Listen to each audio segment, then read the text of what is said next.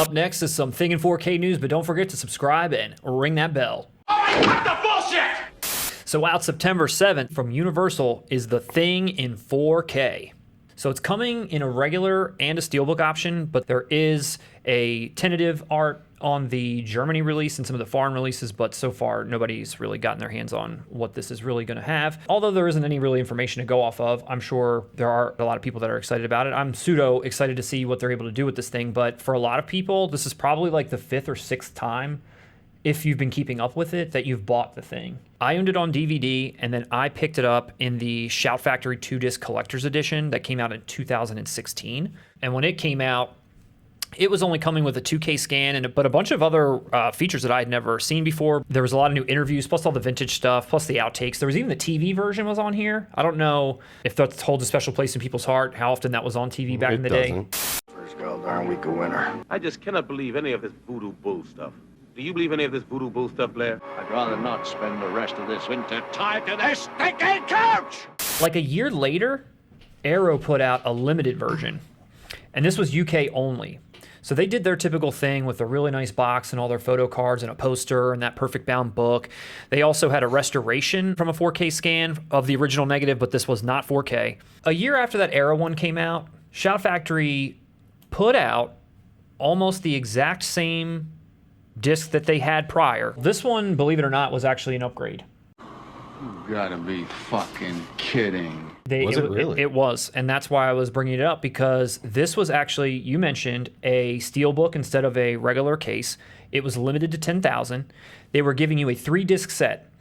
2 of those discs were the collector's edition that you could have bought previously. It's exactly the same thing. The 3rd disc was a new, recent 2017 4K remaster of the film. I was not aware of that when this came out. Wow. So that disc itself is better than the original Shout Factory release. So really, they just waited 2 years. They upgraded the look of the film with another scan. They gave it to you in a steelbook and said, hey, buy this again if you want, 10,000 only.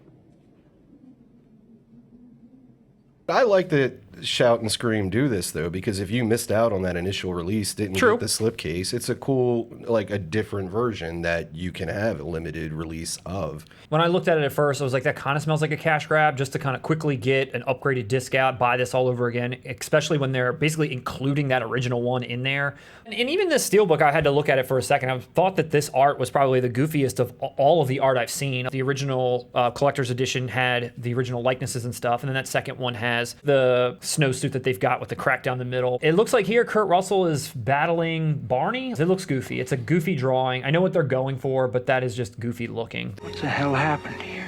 I don't know, again, how many times we need to buy this film based on the scan alone. You know, you start with the 2016 Shout Factory, then you go to the Arrow, then you go to the next Shout Factory, increasing the quality of the scan as we go. Now here we are finally at 4K. So is this going to be worth, again, that upgrade?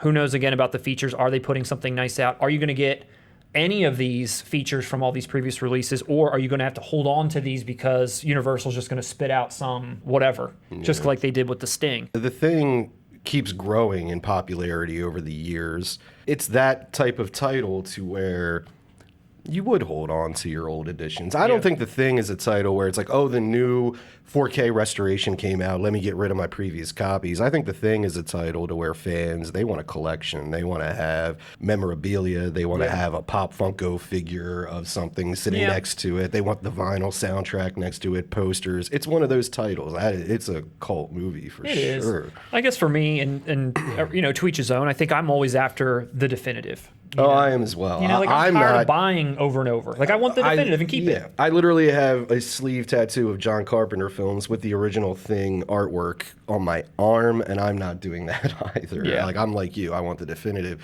But I will say, I think with a title like this and John Carpenter's filmography in general, there are definitely people out there who want to own every edition of this. I'm sorry, fellas, but I'm not up to it.